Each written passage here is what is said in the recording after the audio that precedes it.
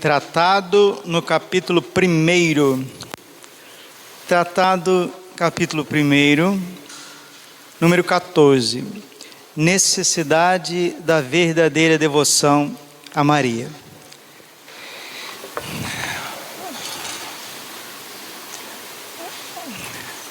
Capítulo 14, no número 14. Antes da gente entrar no primeiro capítulo,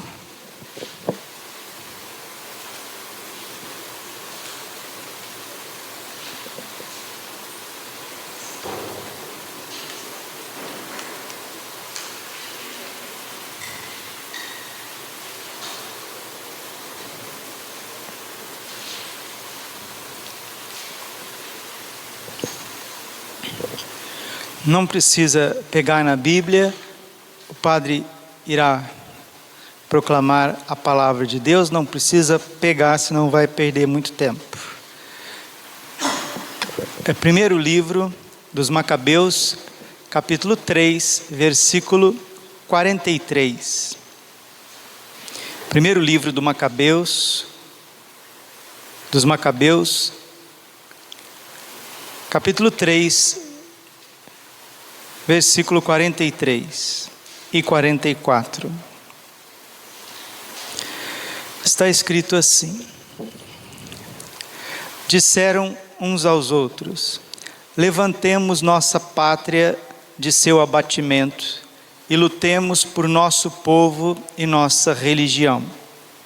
Convocaram então toda a gente, a fim de se prepararem para a luta, de rezarem, de implorarem piedade e misericórdia de Deus. Palavra do Senhor. Disseram uns aos outros, o povo judeu: levantemos nossa pátria de seu abatimento e lutemos por nosso povo e nossa religião. Isso era por volta do ano 165 a.C. Os gregos tinham invadido Jerusalém. E Jerusalém, Israel, nesse momento, era dominado pelos persas. Os persas foram expulsos e eles fizeram uma espécie de sociedade pagã, grega e persa, para destruir o povo de Israel, para destruir a religião de Israel. E teve um grupo de resistentes, zelosos, autenticamente religiosos, que são os Macabeus. Macabeus, em grego, significa martelo. Eles eram verdadeiros martelos dos hereges, dos pagãos. Santo Antônio tinha esse apelido, né? Martelo dos hereges. Também Santo Atanásio, né? Terror dos hereges, ou seja, da falsa religião, do sincretismo, né? Hoje é dia de São Cosme e Damião. Olha o que eles fazem com a figura de São Cosme e Damião. Então esse sincretismo, o paganismo que vem adentrando a religião, tanto a religião judaica quanto a religião cristã, é como um parasita que vai destruindo tudo. É o Covid-19 dentro do organismo religioso. Só que a turma só combate os problemas físicos, não combatem os problemas espirituais. E quem que são os anticorpos do organismo vivo que é a igreja? Quem que são esses zelosos, esses resistentes a esses vírus pagãos, sincréticos, mentirosos, esses vírus que parecem inofensivos, mas que com o tempo vai destruindo o corpo místico que é a igreja. Ah, padre, mas a igreja não destrói, padre. As portas do inferno não vão prevalecer contra ela. As portas do inferno não vão prevalecer contra ela. Mas para que as portas do inferno não prevaleçam contra a igreja, Jesus lutou contra o pecado, contra a morte e contra o mundo até a última gota do seu sangue. Se nós quisermos que o mal, o pecado, esse vírus de um indiferentismo, de um laxismo, de ideologias e falsas teologias não destruam as nossas capelas, as nossas comunidades, teremos que ser como os Macabeus. Leio de novo, primeiro livro dos Macabeus, capítulo 3, versículo 43. Está escrito assim: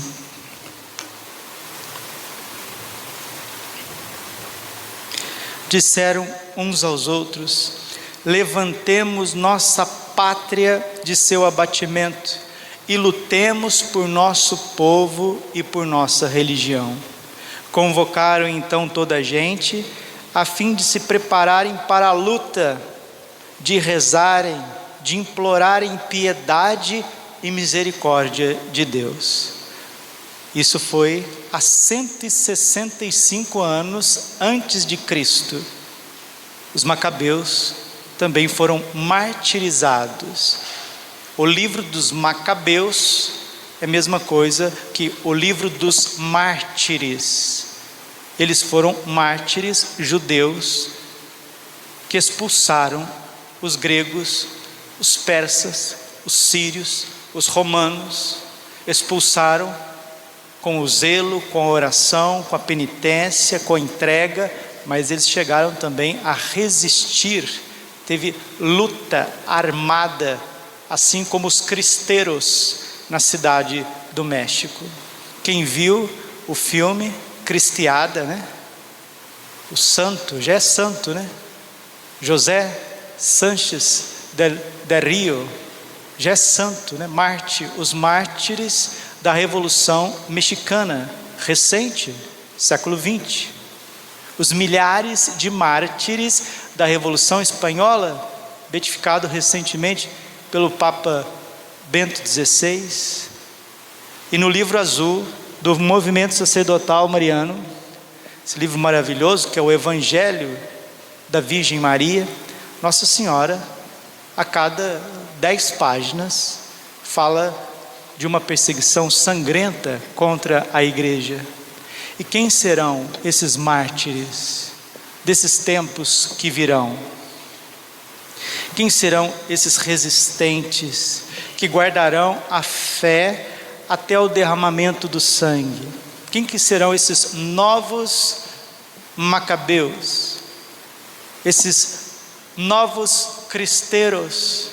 Assim como a Polônia da época de São João Paulo II teve que resistir ao nazismo, depois resistiram ao comunismo, com muita oração, com cultura, com uma resistência católica, a ponto de Jesus aparecer para Santa Faustina e dizer: reze pela Polônia,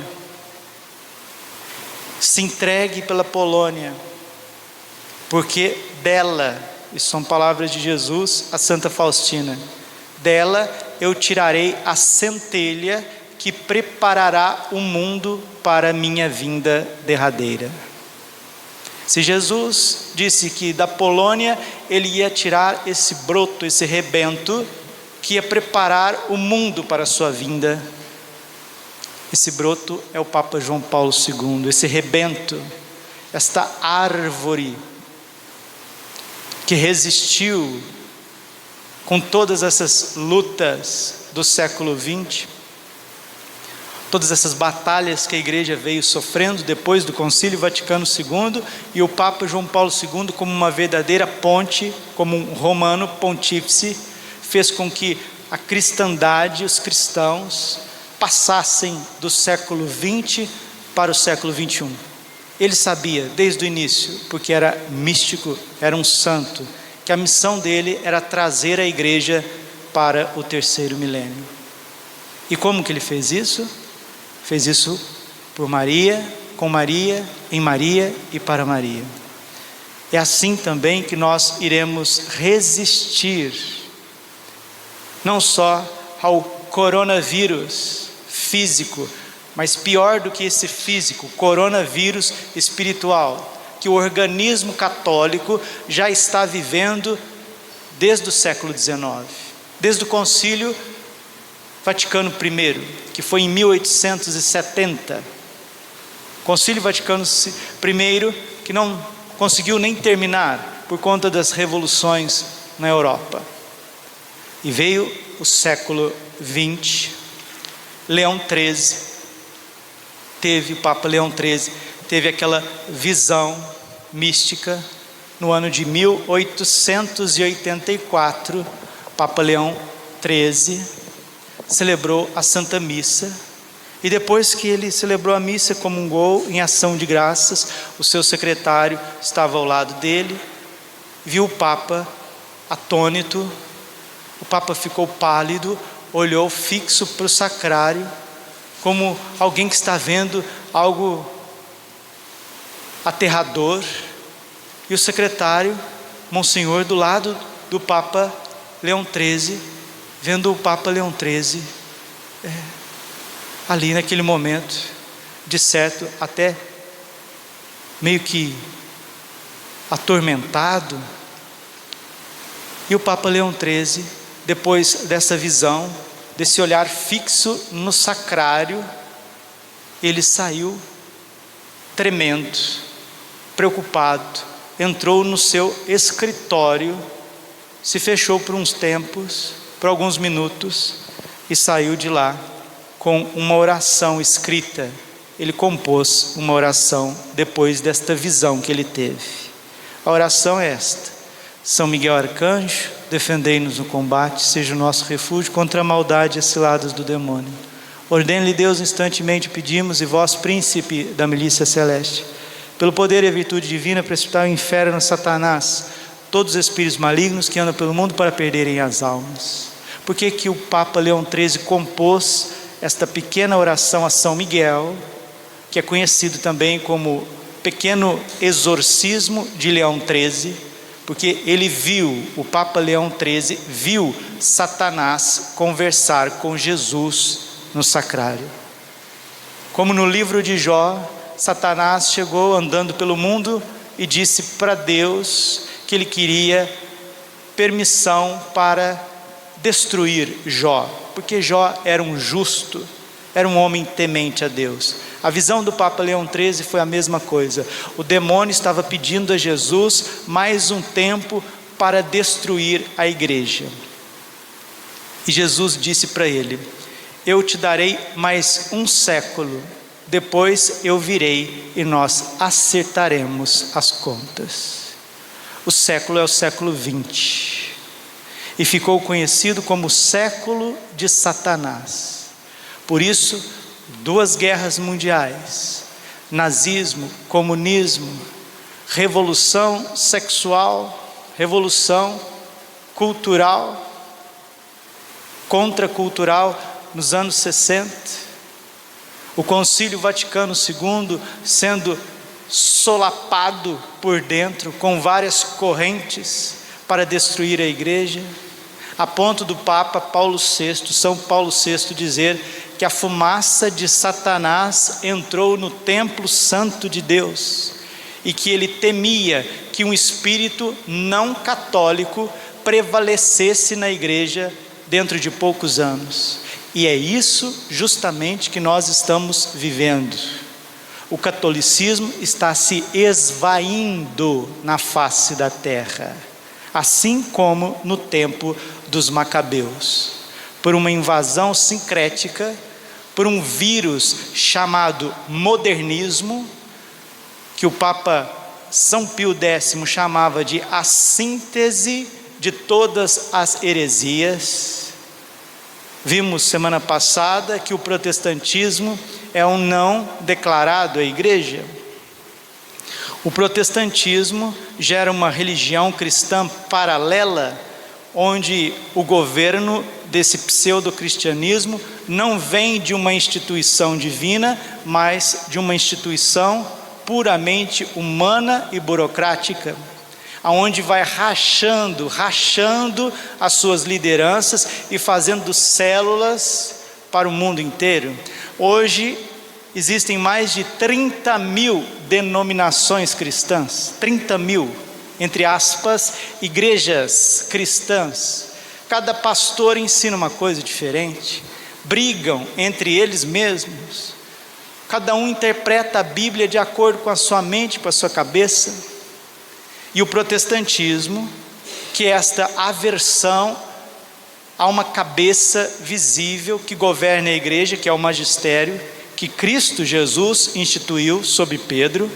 Mateus 16, 18, tu és Pedro, sobre esta pedra eu edificarei a minha igreja, eu vou te dar as chaves do reino dos céus. Essas chaves é o poder de ligar e desligar, é a infalibilidade em matéria de fé e de moral.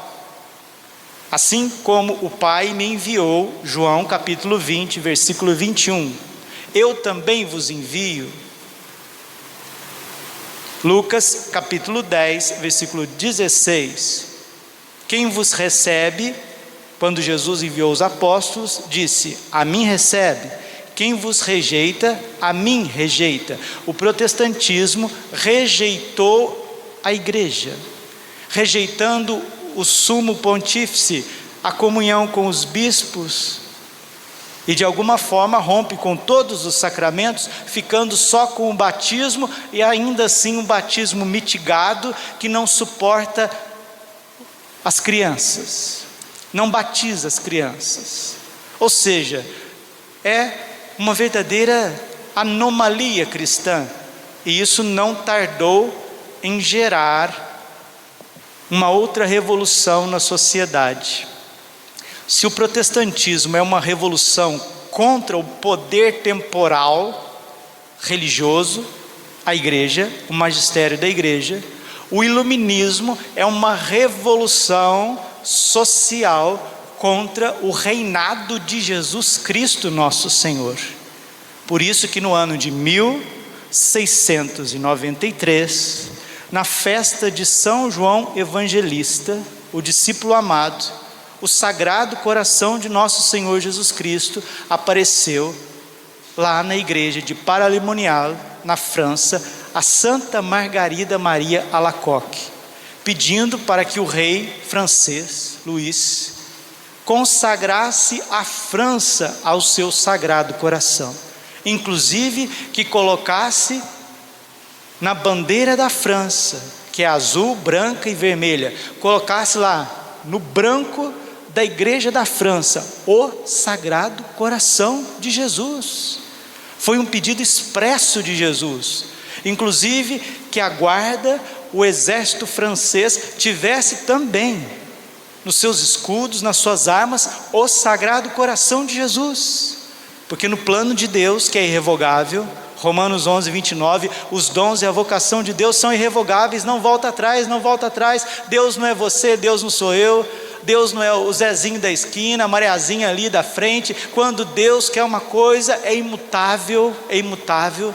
Deus é santo, Deus é luz. 1 João 1,5, Deus é luz e nele não existe trevas, treva alguma, ele é luz, ele é a verdade. João 14,6, eu sou a verdade. Você é complicado, você, sua família, essa capela é complicada, Várzea Grande é complicado, Padre Braulio é complicado, mas Deus é santo, Deus é simples. Nós complicamos tudo, nós complicamos a família, nós complicamos a sociedade, nós complicamos a política, nós complicamos o estudo, nós complicamos os relacionamentos, nós complicamos as artes. Nós, de uma coisinha de nada, a gente faz um cavalo de batalha, mas Deus, graças a Deus, não é assim. Deus, graças a Ele mesmo, Ele não é assim. Ele é luz, Ele é simples. Deus é sim, sim, não, não. Como está em Mateus 5,37, que o vosso sim seja sim e que o vosso não seja não. Então o Senhor, que é Deus, Ele sabe todas as coisas, Ele é onipotente, Ele é onipresente, Ele é onisciente, Ele tem projetos de salvação, de vida, de triunfo para o mundo, mas Deus quer agir nesse mundo através de um país chamado França. Por quê? Porque Ele elegeu. Como Jesus tinha predileção por Betânia, como Jesus tinha predileção por São João Evangelista, Jesus tem uma predileção pela França. Por isso que Nossa Senhora apareceu 3 vezes na França, para reparar esta ação diabólica na França. Porque enquanto a França não se converter, a igreja não terá respaldo. E se a igreja não tem respaldo na Europa, o mundo está em frangalhos. Continuemos pedindo a Deus a consagração da França, porque na França houve o iluminismo. O iluminismo é isso, é banir dos corações das famílias, das universidades, da cultura, da política, a pessoa santíssima de nosso Senhor Jesus Cristo. E o iluminismo tira Jesus do trono, tira a Virgem do trono, Notre Dame, a mãe de Deus, Nossa Senhora, para colocar lá a deusa razão. Mas quando o homem toma o centro das coisas, é Satanás que vem reinar no lugar do homem. Por isso Nossa Senhora apareceu em La Salette, por isso ela apareceu em Lourdes. Antes ela já tinha dado o ar da graça em Paris, com a medalha milagrosa, para reparar o iluminismo francês, para reparar esta soberba que enraizou na França e que espalhou na Europa inteira. E o iluminismo, ele vai gerar várias outras correntes que rejeitam tudo aquilo que é sagrado, não só na Europa, mas espalhando no mundo inteiro, que é o niilismo, ou seja, não existe nada além do aqui e agora. O existencialismo, a vida é aqui, nós temos que curtir isso daqui. O comunismo, que é a utopia política de Karl Marx. E depois a Rússia se torna o quartel-general destas forças malignas, porque a revolução na Rússia, em 1917, ela eclodiu em 1917, mas ela já vinha antes. O que aconteceu com a dinastia Romanov em Moscou? Eles sofreram um atentado, mas um atentado da parte de quem? Da parte da aristocracia francesa e inglesa, os Rothschild, os Rockefeller,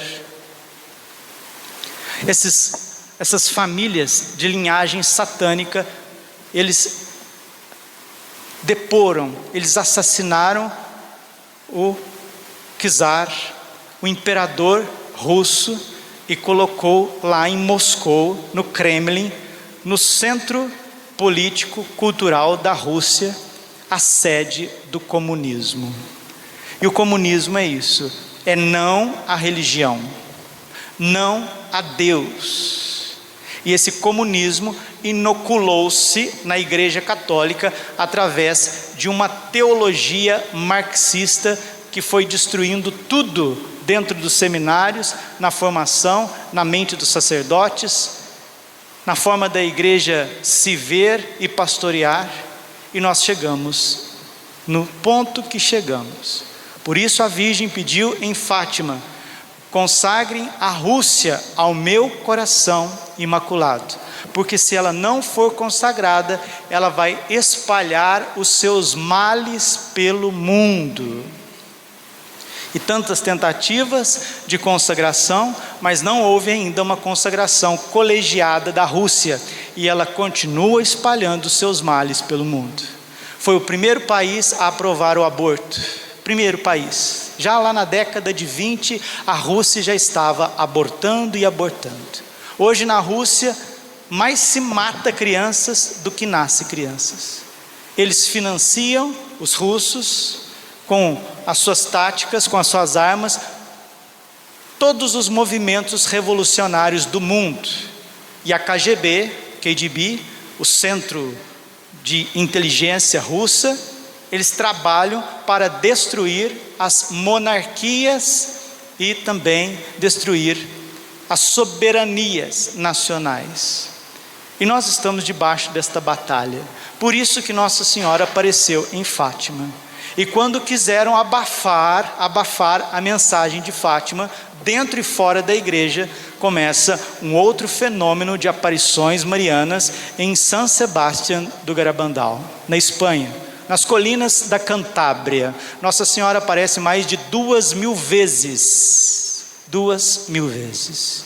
Ela passa 3 anos mais aqui na terra do que no céu. Essa expressão não é minha, é do Papa São Paulo VI.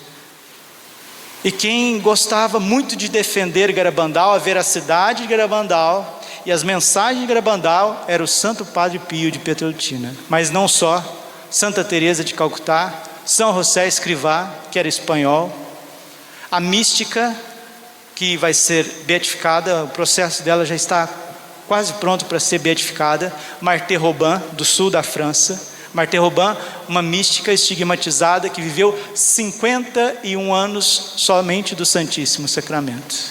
Todas as quintas-feiras ela começava a gemer, sofrer a paixão de Jesus na sua alma e no seu corpo. Marthe Robin chegava a morrer nas sextas-feiras, morria. Vinham os médicos, equipes, cientistas, pesquisadores, e ela ressuscitava no domingo.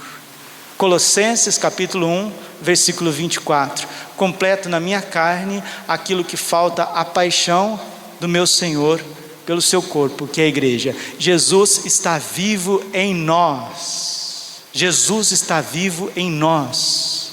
Jesus mora em nós, o Pai, o Filho e o Espírito Santo. Nós somos casa de Deus, todos nós, casa de Deus.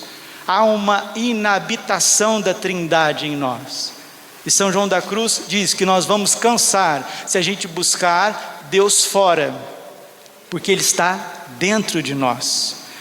E o tratado da verdadeira devoção à Santíssima Virgem faz com que nós vivamos um cristianismo interior. Existem 3 formas da gente se consagrar a Nossa Senhora, 3 fórmulas de consagração: a de São Luís de Montfort, a de São Maximiliano Kolbe e a de São João Paulo II. A de São Luís de Montfort faz a gente viver a infância espiritual, se entregar a Nossa Senhora como um menino Jesus, como uma criança aos cuidados da Virgem.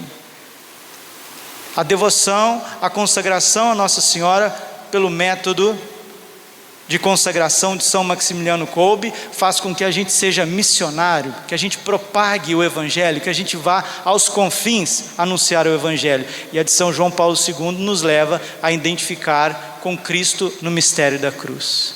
As 3 se unem na verdadeira devoção à Santíssima Virgem pelo método de São Luís de Montfort. Marthe Robin também, ela defendia a veracidade de Garabandal. E quando Nossa Senhora, através das meninas, as 4 meninas, Conchita, Marilole, Maricruz e Jacinta, Nossa Senhora coloca em Garabandal, ela traz em Garabandal uma mensagem eucarística. Ela diz que é para nós meditarmos cada vez mais a paixão de nosso Senhor Jesus Cristo e fazer companhia para Jesus no sacrário, no altar, porque Jesus tem padecido a indiferença de cada um de nós. Outra mística portuguesa, Beata Alexandrina, Jesus disse para ela: filha, o meu abandono no sacrário é maior do que no Calvário. E quem abandona Jesus no sacrário? Quem abandona Jesus nas santas missas? Somos nós. Por isso Nossa Senhora quer levantar um povo zeloso, um povo movido pelo Espírito Santo, como os Macabeus. Primeiro livro dos Macabeus, capítulo 3, versículo 43. Disseram uns aos outros: levantemos nossa pátria do seu abatimento e lutemos por nosso povo e nossa religião. Convocaram então toda a gente a fim de se prepararem para a luta, de rezarem, de implorarem piedade e misericórdia a Deus. Esta é a consagração total a Nossa Senhora. Nossa Senhora em Garabandal, ela também trouxe a mensagem profética, que não é dela, é da Trindade, dizendo que a igreja passará por um aviso, milagre e um castigo. O mundo e a igreja passarão por um aviso. O que é esse aviso? É a iluminação das consciências. Todos nós, todos os habitantes da terra passarão por uma iluminação, verão Deus e verão cada um de si. E nós veremos a nós mesmos, Deus e nós mesmos. E aí nós vamos ter que decidir de que lado nós estamos. O milagre virá como um sinal visível, tangível, concreto, extraordinário para converter os ateus. A Virgem disse em Garabandal que no dia do milagre a Rússia se converterá e os protestantes, os cristãos protestantes separados da igreja, os bons cristãos voltarão. E aí haverá um só rebanho e um só pastor. E a igreja sofrerá a oposição dos maus, uma grande perseguição. E Nossa Senhora irá proteger aqueles que são seus consagrados. Mas também ela vai levantar inúmeros mártires para testemunhar Jesus Cristo até a última gota do seu sangue, como aconteceu com milhares e milhões de mártires antes de nós. É este martírio da igreja que preparará o triunfo do coração imaculado de Maria, conforme a visão do terceiro segredo de Fátima, relatado e documentado pela irmã Lúcia. Quando irá acontecer isso? Não sabemos, mas nós precisamos aproveitar ciosamente o tempo, porque são esses resistentes, esses consagrados ao coração imaculado de Maria, ungidos pelo Espírito Santo, que milagrosamente não vão apostatar, porque quando os macabeus foram invadidos pelos gregos, pelos persas, milhares de judeus foram abandonando a sua fé. Não, eu não sou mais, eu não tenho mais fé, não vou mais na missa, não preciso mais, preciso oferecer sacrifício, mas não preciso ir no templo, não preciso meditar a palavra de Deus, isso é bobagem. Agora nós estamos de quarentena aqui na Grécia, na Pérsia, e eles foram perdendo a fé, foram se tornando pagãos, foram se misturando com os costumes pagãos e se perderam. Deus, para que esse mundo não se perca de vez, Ele vai, como Nossa Senhora diz nas suas mensagens do livro azul, que nada mais é do que o eco da mensagem de Fátima, Nossa Senhora vai formar um pequeno resto. Esta é uma pequena introdução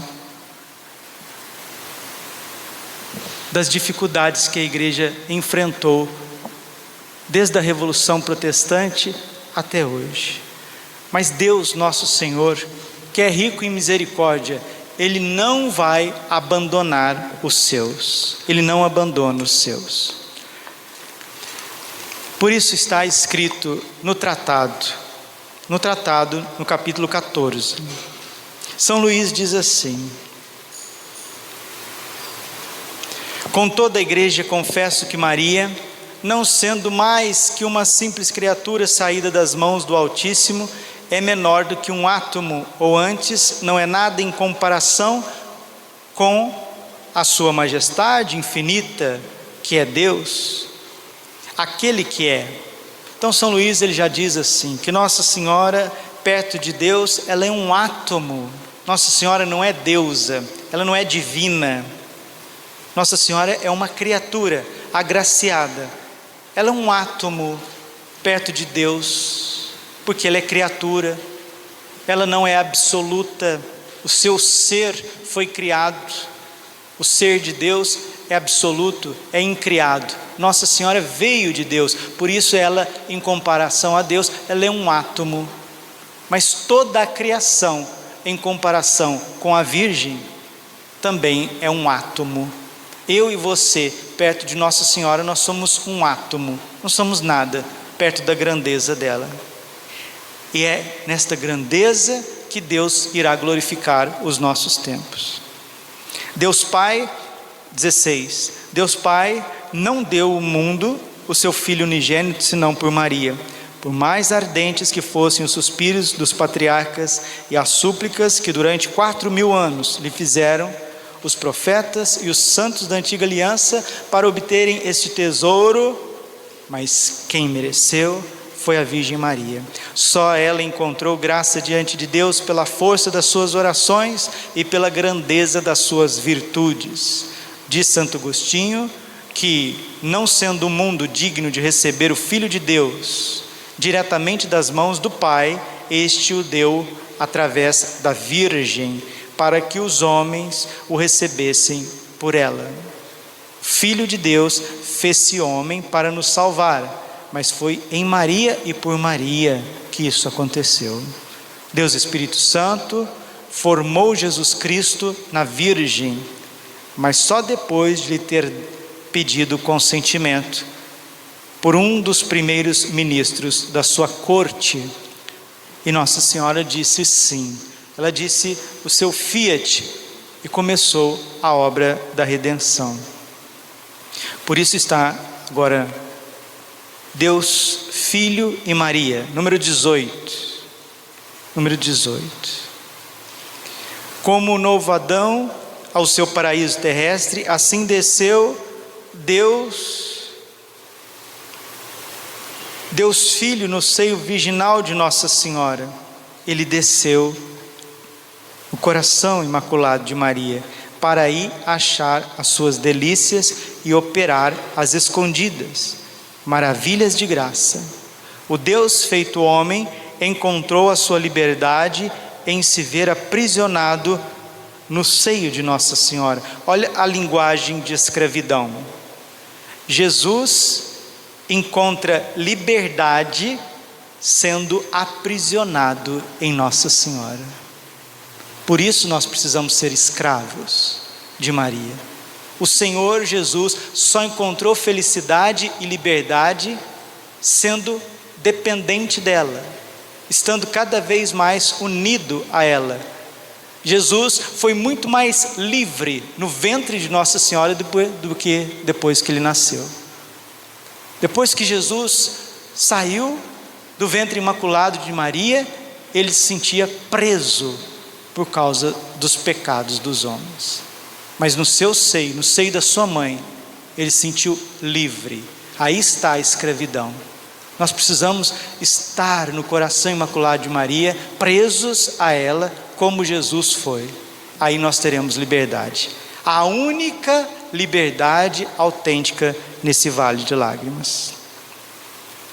19. Se examinarmos de perto o resto da vida de Jesus, veremos que ele quis iniciar os seus milagres por Maria.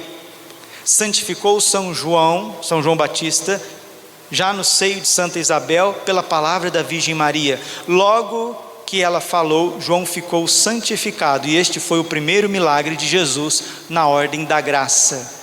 Foi a transformação, foi o derramamento do Espírito Santo no seio de Isabel. Onde Nossa Senhora chega, é Jesus quem chega. Onde a Virgem Maria chega, é Jesus quem chega. E onde Jesus chega, ele derrama o Espírito Santo, porque o Pai lhe deu o Espírito sem medida. 20. O Espírito Santo e Nossa Senhora. Sendo o Espírito Santo estéril em Deus, isto é, não produzindo nenhuma outra pessoa divina, tornou-se fecundo por Maria, a quem desposou. Ficou com ela, nela e dela, que formou a sua obra-prima, um Deus feito homem, e que forma todos os dias, até o fim dos séculos, os predestinados e os membros do corpo que tem por cabeça o adorável Senhor Jesus. É por isso que quanto mais, aqui que está, hein, queridos? O padre vai ler com calma, porque aqui é um segredo. Aqui é um segredo de santidade. Número 20 do tratado. Veja bem. É por isso que quanto mais numa alma ele encontra Maria, sua amada e inseparável esposa, tanto mais operante e poderoso se torna para produzir Jesus Cristo nessa alma e essa alma em Jesus Cristo.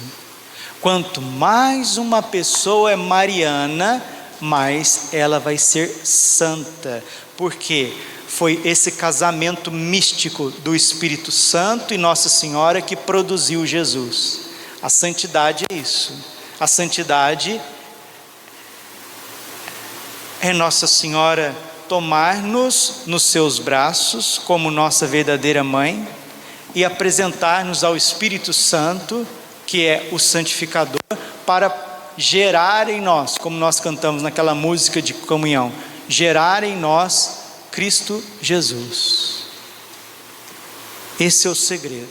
E como o Espírito Santo vai encontrar Nossa Senhora em nós? Como que nós vamos ter a expressão de Nossa Senhora? Como que nós vamos ter a face de Nossa Senhora, os gestos de Nossa Senhora, o perfume de Nossa Senhora? Nos consagrando a ela.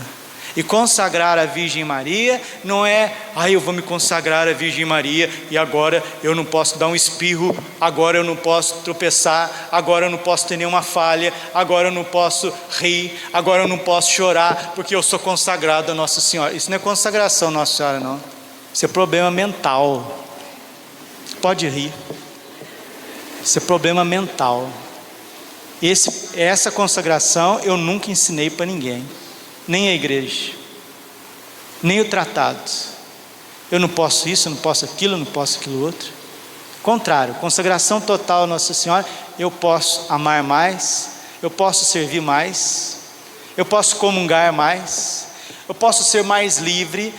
Eu que sou mulher, que tem muitas mulheres, graças a Deus, daqui para frente eu sou mulher, eu sou livre para me vestir como Nossa Senhora. Eu sempre falo para vocês, mulheres, na confissão, não espera morrer não, viu? Para você imitar a Nossa Senhora. Depois que você morrer, você não precisa pôr vestido mais, saia não precisa, cadáver não precisa de vestido mais, de saia. É agora, o tempo é agora. Da gente viver a modéstia é agora. Padre Pio, nós celebramos agora, semana, dia 23, ele dizia para suas filhas espirituais: minha filha, você é devota de Nossa Senhora? Sim, padre, eu sou. Então imite-a no seu jeito de vestir, também. A consagração é mais interior do que exterior, mas se a gente não pegar o padre, o sacerdote, se ele não ficar firme com aquilo que também são as consequências do seu sacerdócio, no modo dele se vestir, no modo dele celebrar a missa, ele vai se perdendo. A mulher é a mesma coisa.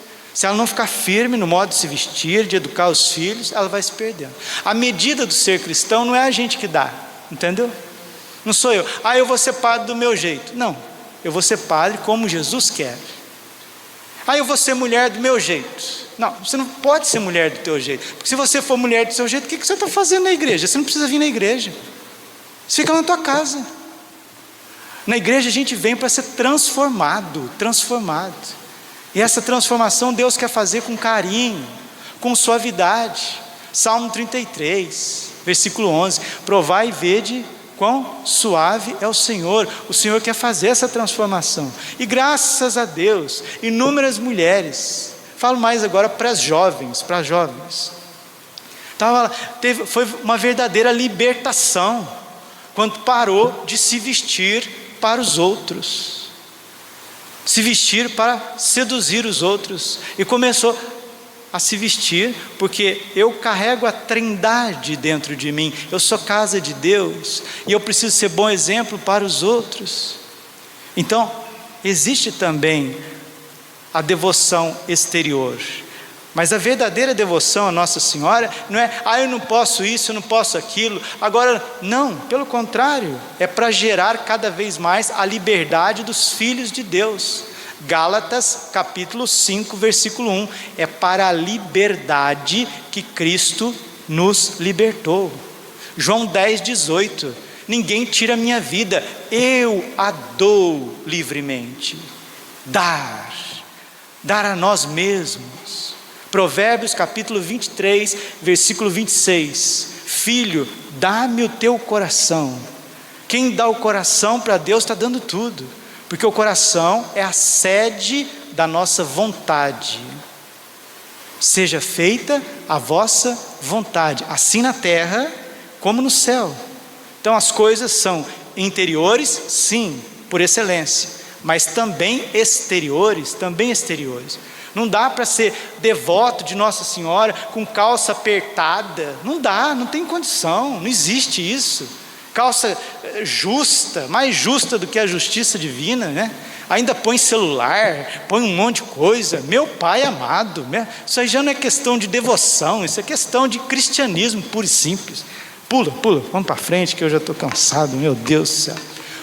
O livro dos Provérbios diz assim, teimosia de mulher e goteira no tempo de chuva é a mesma coisa. Quem está falando isso? É Deus. Deus está falando que a mulher é mais teimosa do que goteira em tempo de chuva. Então essa briga não é minha, deixa para o purgatório ou para o inferno, para quem não se converter. Continua. Então o Espírito Santo, ele quer encontrar a virgem em nós, para produzir Jesus Cristo. Por isso que na Trindade, a Trindade também se regozija na Virgem. 22, número 22, nós estamos estudando, estudo, isso aqui é uma aula, O padre ligou aqui no velocímetro, porque senão não acaba. 22, o procedimento que as três pessoas da Santíssima Trindade tiveram na encarnação. A primeira vinda de Jesus Cristo tem-no ainda todos os dias, de uma maneira invisível, na Santa Igreja, e tê-lo-ão até a consumação dos séculos, na última vinda derradeira de Jesus. Deus Pai juntou todas as águas e chamou-as mar, juntou todas as graças e chamou-as Maria. Este grande Deus tem um tesouro ou um celeiro riquíssimo, onde encerrou tudo que tem de belo, de resplandecente, de raro, de precioso, incluindo o seu próprio Filho. E este tesouro imenso não é outro a não ser Maria, a quem os santos chamam de tesouro do Senhor, de cuja plenitude os homens serão enriquecidos. Falava das mulheres, da vestimenta das mulheres, mas os homens também precisam ser todo de Maria. Como que um homem é todo de Maria? Quando ele começa a obedecer, quando ele troca de lugar com Deus. Qual que é o problema da psicologia masculina? Não se submete a Deus. Pode ver que os homens muitas vezes têm dificuldade de rezar, dificuldade de ficar em silêncio, dificuldade de passar tempo em adoração. O homem, ele até aceita ser cristão, mas se ele estiver fazendo alguma coisa, se você pôr ele para rezar, para ficar em paz, ficar silencioso, ele fica em tédio, começa a ficar em tédio, igual Esaú. Esaú ficava entediado quando ele ficava muito perto de Rebeca, e Jacó não. Jacó era mais tranquilo, ele gostava de ser cuidado pela sua mãe Rebeca, e também gostava de ajudar Rebeca. Agora Esaú, que é símbolo dos cabritos rebeldes, não gosta de ficar quieto não, entendeu? E geralmente o homem que gosta de ser protagonista das coisas, daqui a pouquinho ele está enfurnado no pecado, porque ele manda em tudo, e daqui um pouquinho está mandando até no próprio Deus, e não está percebendo. Então, se as mulheres precisam ter esta questão da vestimenta, os homens precisam também ser submissos a Nossa Senhora. Os homens precisam deixar Nossa Senhora governar a vida pessoal deles, a família deles. Os sacerdotes precisam deixar a Virgem governá-los, senão eles vão fazer estrago. Eles vão passar fazendo estrago, igual tsunami. O padre, onde que ele passar, ele tem que deixar rastros de Deus, rastros de amor, de adoração, de vida, de entrega, não feridas para todos os lados. E nós corremos esse risco, tanto os sacerdotes, quanto os pais de família, e gente que está à frente de comunidade, homens que estão à frente de comunidade, porque são rebeldes, são Esaús, que nunca rezam, que nunca tem vida interior, que nunca tem tempo para meditar, e sai fazendo estrago na vida dos outros. Então Nossa Senhora quer governar, ela quer reinar em cada um de nós. Número 28, e já vamos terminando. No céu, Maria impera aos anjos e aos bem-aventurados, como recompensa da sua profunda humildade. Deu-lhe Deus o poder e o encargo de encher de santos os tronos deixados vazios pela orgulhosa queda dos anjos apóstatas. É vontade do Altíssimo exaltar os humildes. Lucas 1:52. Que o céu, a terra e os infernos obedeçam, livre ou forçadamente, às ordens da humilde Maria. Fê-la soberana do céu e da terra, condutora dos seus exércitos, guarda dos seus tesouros, dispensadora das suas graças, obreira das suas grandes maravilhas, reparadora do gênero humano, medianeira dos homens, vencedora dos inimigos de Deus e fiel companheira de suas grandes obras e triunfos. Por isso que por fim o meu coração imaculado triunfará. Está vendo? Deus gosta de fazer tudo através de Maria. É São Bernardo que diz, retoricamente, ele pergunta a nós: qual foi o maior dom que Deus nos deu? Não foi Jesus Cristo? E veio através de quem? De Nossa Senhora. E São Bernardo, com esta lógica santa, ele diz assim: então como que o resto não nos viria por ela? Se o maior dom foi o Filho e veio através de Maria, como que o restante das graças também não virão através dela? E a graça das graças é a nossa santificação e a nossa glorificação no céu. Mas também uma grande graça que a sociedade vai receber é quando a França e a Rússia forem consagradas aos Sagrados Corações. Aí haverá o triunfo do coração imaculado de Maria. A Rússia será católica.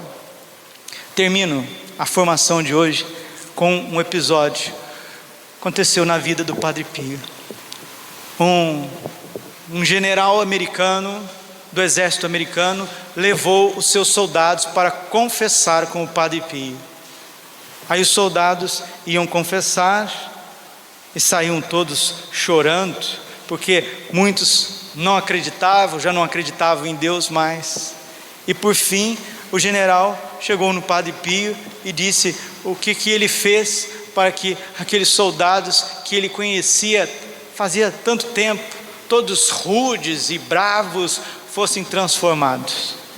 O Padre Pio falou: simplesmente eu mostrei para eles a graça do amor misericordioso de Jesus e a ternura de sua Santíssima Mãe.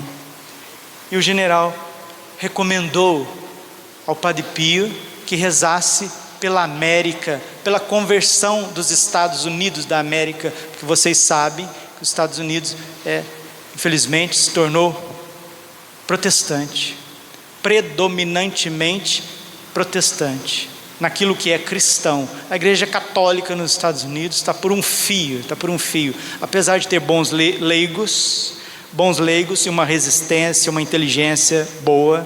Graças a Deus, nos Estados Unidos tem em média de 700 casas de adoração perpétua ao Santíssimo Sacramento, mas o clero americano foi pisado pelo demônio nesse século.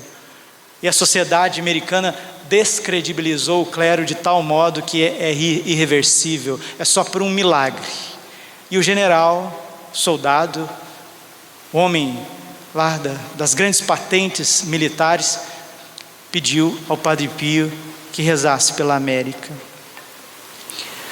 E o Padre Pio disse assim para esse oficial militar americano, que a conversão da América, dos Estados Unidos, será gradativa, ao passo que a conversão da Rússia será fulminante. Fulminante. E uma vez que a Rússia for consagrada, como na visão mística de São Maximiliano Maria Kolbe, lá no Kremlin, ou seja, no centro do comunismo mundial, aquelas estátuas de Lenin e dos comunistas revolucionários, deicidas e fratricidas da humanidade, aquilo vai cair, vai ruir. E São Maximiliano Kolbe viu, numa visão profética, a imagem da Imaculada sendo entronizada no centro de Moscou. A França também se converterá, será o braço direito do Romano Pontífice, e a igreja gozará de uma paz, de uma alegria incomensurável. Mas para isso, nós precisamos ser como os Macabeus. Termina a formação de hoje como começamos. 1 Macabeus, primeiro livro dos Macabeus, capítulo 3, versículo 43. Disseram uns aos outros: levantemos a nossa pátria de seu abatimento e lutemos por nosso povo e nossa religião. Convocaram então toda a gente, a fim de se prepararem para a luta, de rezarem e de implorarem piedade e misericórdia de Deus. O tratado da verdadeira devoção à Santíssima Virgem, ele foi escrito para formar um exército de oração, de adoração, de humildade, de trabalho, de serviço, de piedade, de resistência. E é este calcanhar humilde e simples que esmagará a cabeça da serpente. Que triunfe logo o coração imaculado de Maria. Uma salva de palmas ao coração imaculado de Maria, que triunfará. E o Sagrado Coração de Jesus. Vamos cantar. Cantemos a Nossa Senhora. Ó minha Senhora, ó minha Mãe. Vamos nos consagrar a ela, olhando para Jesus, adorando o corpo e o sangue de Jesus, pedindo ao Espírito Santo que venha levantar homens e mulheres resistentes à indiferença, resistentes às contradições, resistentes à impureza que está por todos os lados, às seduções, resistente às heresias, às apostasias, às mentiras, às difamações, ao sincretismo, ao paganismo. Olha para Jesus no Santíssimo, vai cantando a tua consagração a Nossa Senhora, vai cantando. Ó minha Senhora, ó minha Mãe.